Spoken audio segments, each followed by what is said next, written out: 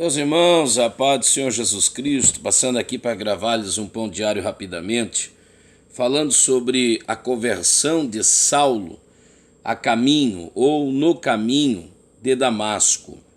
Ele estava a caminho, mas acabou se tornando a conversão no caminho, porque não concluiu a sua ida, porque algo muito maior, algo muito melhor aconteceu-lhe no caminho quando estava a caminho de Damasco. Atos dos Apóstolos, capítulo de número 9, versículo de número 3. Vou ler o verso de número 3. Vamos conversar aqui um pensamento rápido acerca da palavra de Deus. E indo no caminho, aconteceu que chegando perto de Damasco, olha o que diz o texto, ele está próximo da sua conclusiva, daquilo que de fato ele direcionara-se a ser feito. Então ele quase chega, mas não chega. Então há um rompimento, ok? De propósito, de projeções. Então há projeções e há projetos que rompem-se, que findam-se, que não concluem-se. E o fato de não concluir-se não quer dizer que algo esteja equivocado, errado ou enganado, ou que nós seremos frustrados. Há projetos que não são concluídos e a finalidade do mesmo é que nós não sejamos frustrados, quando pensa-se exatamente o oposto. Pensa-se que a não conclusão é que frustra-se, quando na verdade o não frustrar-se é justamente por não concluir-se, porque aquilo que desejava-se concluir-se não era o que de fato desejava, não é o que de fato precisávamos que concluíssemos. Então há uma diferença muito grande entre o que precisamos, entre o que necessitamos e o que desejamos, ok? Paulo não precisava, mas desejava. Seu desejo não é cumprido, então ele não teve o que desejou, mas teve o que precisou. Então receba esta palavra. Há coisas na sua vida que talvez não concluam-se dentro do que você deseja, mas conclui-se dentro daquilo que você precisa. E o que você precisa é mais importante do que o que você deseja. São apenas alguns pensamentos. Vamos concluindo a conversa. Subitamente o cercou um esplendor de luz que veio do céu.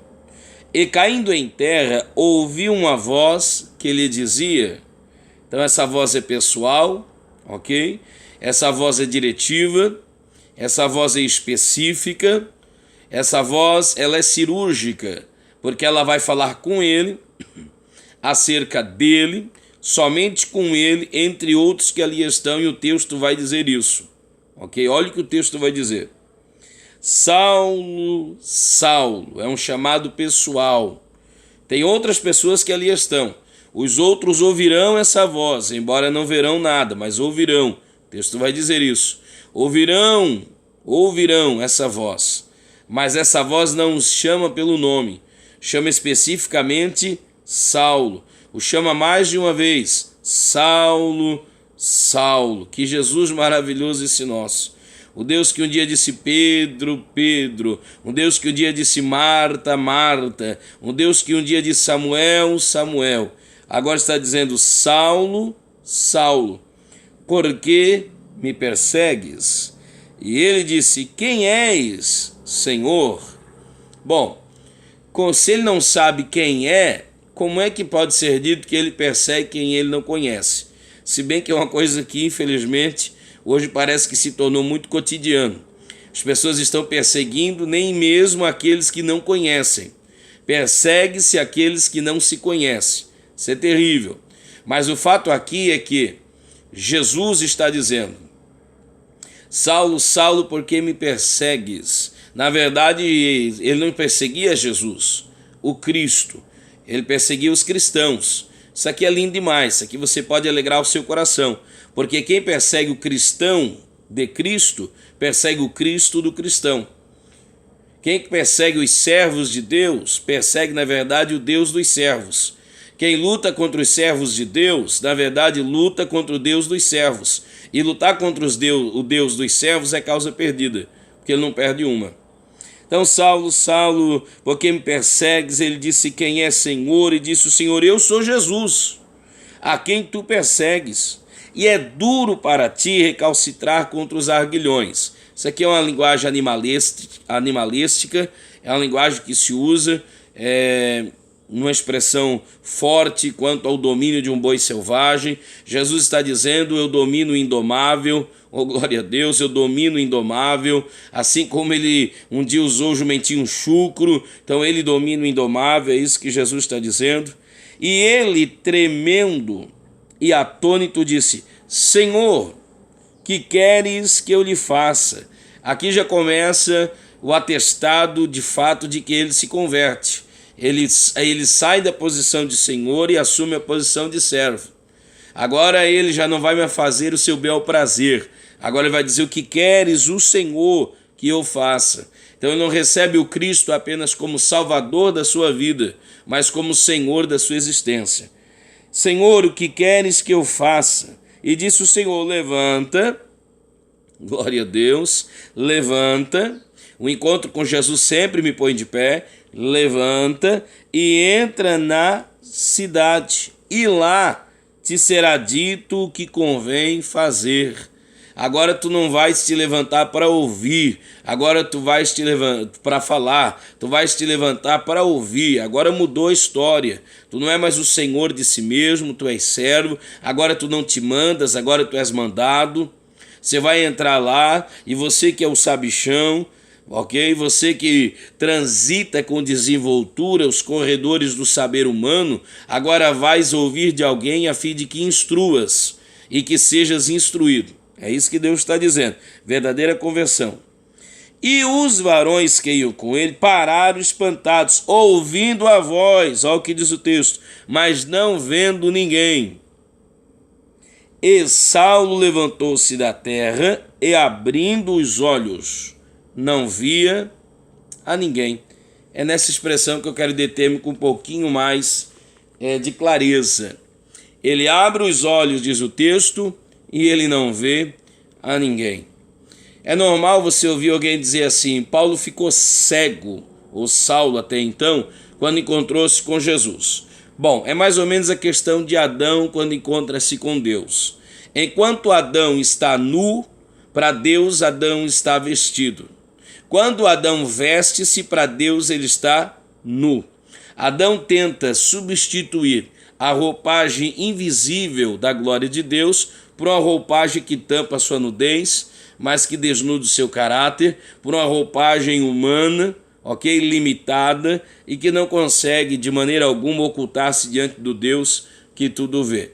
Isso é a coisa que mais a gente tem visto em nossos dias odiernos. Pessoas que perderam a roupagem invisível da glória, da presença manifesta de Deus e tenta mostrar aos homens que ainda está vestido, a lá igreja de Laodiceia, tendo o nome de que está vivo, quando na verdade está morto, a lá igreja de Sardes. É o que mais a gente vê hoje, né? Apenas essa questão estereopática e não aqui no intro, onde de fato precisa se encontrar-se com ele. Mas Saulo enxerga, mas está cego. E agora ele está cego, mas está vendo. Então o reino de Deus é essas coisas. Quando ele pensa que está enxergando, ele está cego. Quando ele julga-se estar cego, na verdade ele está vendo. E quando ele encontra-se com Jesus, não é que ele fica cego, é que ele reconhece a cegueira que ele sempre teve. Vou repetir. Quando ele encontra-se com Jesus, não é que ele fica cego. É porque a fé não vem pelo ver, enxergar, a fé vem pelo ouvir. Então ele se converte não pelo que ele vê, ele se converte pelo que ele ouve. Ele está sendo desenvolvido a fé. Futuramente ele vai dizer Romanos 10:14, que a fé vem pelo ouvir, e ouvir da palavra de Deus. Agora observe, isso aqui é lindo demais, a palavra de Deus é maravilhosa, tem esses detalhamentos, essas minúcias. Quando ele julgava-se ser alguém que enxerga, ele era cego. E agora que alguém julga-se que ele é cego, na verdade ele está vendo. Só que na verdade ele está cego, por quê?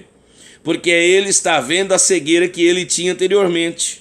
Vou repetir, ele está cego porque ele está vendo, é isso mesmo? É isso mesmo, ele está cego porque está vendo o quanto ele era cego. Vou repetir, ele está cego porque ele está vendo, e o que é que ele está vendo? Ele está vendo o quanto ele era cego e não sabia. Simples assim. Porque quando eu me encontro com Jesus, é que manifesta em mim aquilo que de fato eu sou. Então ele era cego, mas não sabia. Ele era cego, mas não percebia. Ele agora percebe o quão cego ele era, porque agora ele está vendo o quão ele não via. Ele agora está vendo o quanto ele não via. Olha que trocadilhos interessantes. Quando ele encontra-se com Jesus, é que ele percebe de fato quem ele é. O encontro com Jesus é inevitável. O encontro com Jesus precisa-se necessariamente. Se é necessário nascer de novo, e isso só é possível se encontrar-se com Cristo. O encontro com Jesus não pode ser evitado, ele deve ser inevitável, porque o encontro com Jesus me esclarece essas coisas. O encontro com Jesus me mostra a condição que de fato eu me encontro. Foi quando Isaías encontrou-se com Deus, que ele disse: ai meu Deus, eu vou morrer, sou um homem de lábios impuros, habito no meio de um povo que tem pureza de lábios. É quando ele encontra-se com Jesus que ele diz, no caso, com Deus, no Antigo Testamento, que ele diz: ai de mim. Antes ele dizia ai daquele outro, mas agora ai de mim, porque o encontro com Jesus revela o meu verdadeiro estado.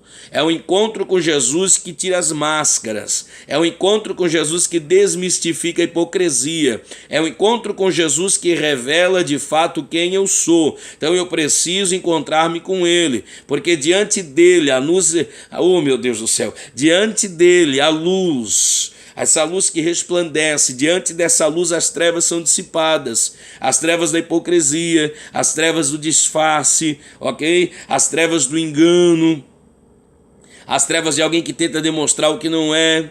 Então, diante de Jesus cai tudo por terra. O camarada não consegue mais travestir, não consegue mais maquiar, ele não consegue mais ludibriar alguém. Ludibriar a quem? Aquele que os seus olhos tudo vê. Lembra lá do Jacó? Quando Deus lhe pergunta qual é o seu nome, há 20 anos atrás ele disse diante de um pai que não vê, diante de um pai cego, que ele era Esaú, mas agora ele está diante de Deus, e diante de Deus não dá para travestir, diante de Deus não dá para dizer o que não é, então ele vê de fato como eu sou. E o que Paulo está vendo agora é que ele não via. O que Paulo está enxergando agora é o quanto ele não enxergava. O que Paulo está vendo agora é que ele não via quando ele julgava que era alguém que via alguma coisa.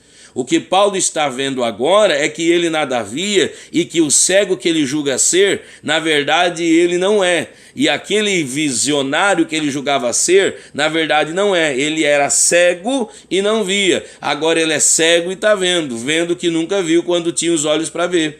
Então, como é que eu olho para Deus? Quando eu fecho os olhos para o mundo. Eu fecho os olhos para o mundo, a lá Saulo, e eu abro os olhos para Deus, a lá Paulo convertido.